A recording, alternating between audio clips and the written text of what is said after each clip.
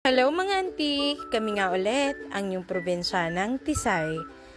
Ngayong araw nga ay samahan nyo kami na gumawa ng tomato paste. Magandang sikat ng araw ngayong umaga, kaya naman ang karamihan sa mga magsasaka ay nagpapaararo na ng bukid. Sakto lang ang katamtamang init ng araw, kasabay ng ihip ng hangin. Kaya naman naisip namin na ngayon na gawing tomato paste ang mga kamatis na nakuha namin nung nakaraang araw.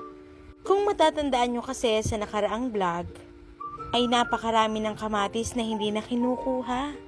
At ganito nga karami ang gagawin naming tomato paste ngayon. Sa una nga ay kailangan muna nating hugasan ng mga kamatis at pilian kung alin ang buo at kung alin ang bulok. Kumakain nga din ng kamatis ang mga manok, kaya naman pati sila ay nakikigulo dyan.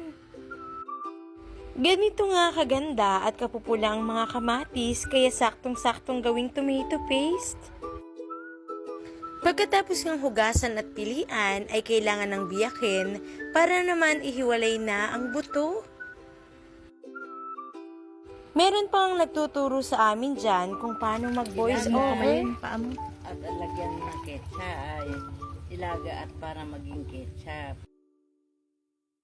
Pagkatapos nga naming isalin yan sa kaldero ay kaagad nang isinalang ng kapatid ko sa ginawa naming kalan.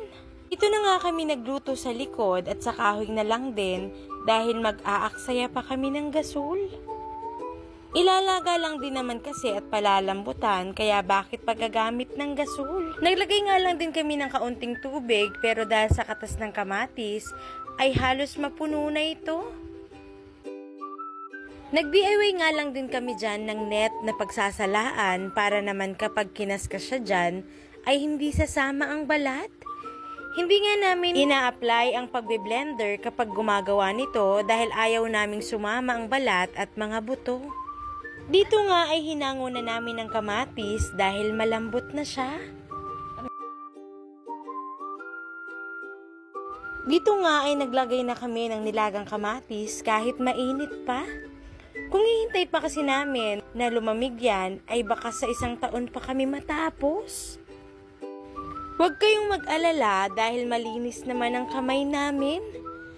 Bukod doon ay kami lang din naman ang kakain niyan.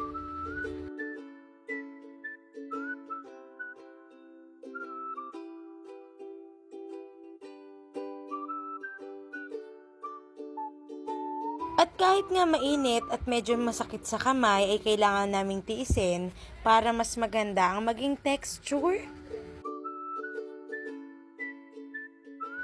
Halos 1/4 nga ng kalderong ito ang parte ng balat at kung masasama yan ay hindi maganda ang kalalabasan.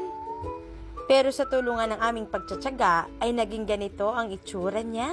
Ngayon naman nga ay kailangan na natin siyang pakuluan para mas lalong mawala ang natirang tubig.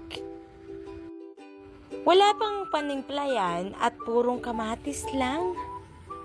Kailangan nga lang siyang alalayan ng apoy at alagaan sa paghalo para naman hindi masunog.